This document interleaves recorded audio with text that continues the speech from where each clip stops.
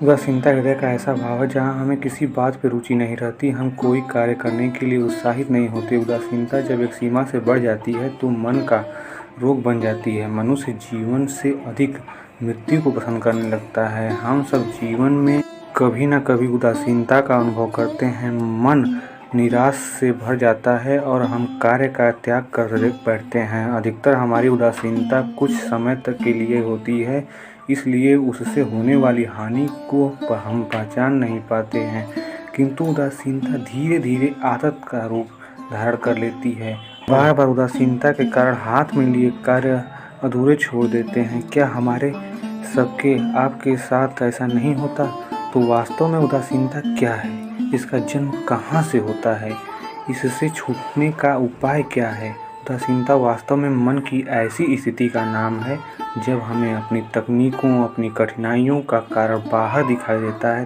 तब हम कहते हैं कि समाज बुरा है, नौकर या स्वामी गलत है, पति या पत्नी का बर्ताव अनुचित है, जीवन की परिस्थितियां प्रतिकूल हैं, वक्त हमारा साथ नहीं दे रहा। ऐसे ही कई बहाने बनाते हैं और जब दुख का कारण बाहर होता है तो बदलने का हमारे पास कोई मार्ग भी नहीं होता। क्या ये सत्य नहीं? हम सब में को किस प्रकार बदल सकते हैं? परिस्थितियों में कैसे परिवर्तन ला सकते हैं? हम स्वयं को असहाय मानने लगते हैं और वहीं से उदासीनता का जन्म होता है। क्या ये सत्य नहीं? प्रश्न ये है कि क्या हमारी विपदाओं का कारण बाहर है या स्वयं हमारे भीतर है? हमारे बुरे हालात क्या दूसरों के कारण हैं?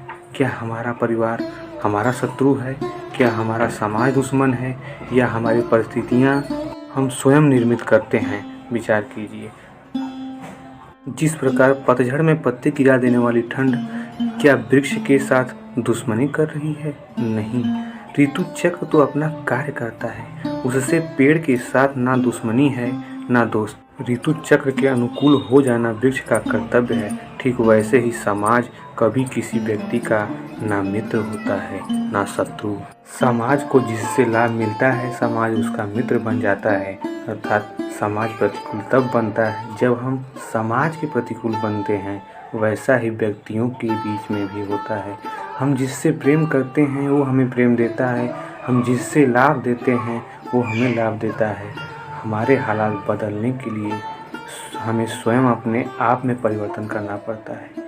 इतना समझ लेने पर स्वयं में परिवर्तन करना कठिन नहीं है। अर्थात जीवन में उदासीनता का कोई कारण ही नहीं, केवल अपने आप में परिवर्तन करना पर्याप्त है। आप भी अवश्य विचार कीजिएगा, चिंतन कीजिएगा, मनन कीजिएगा।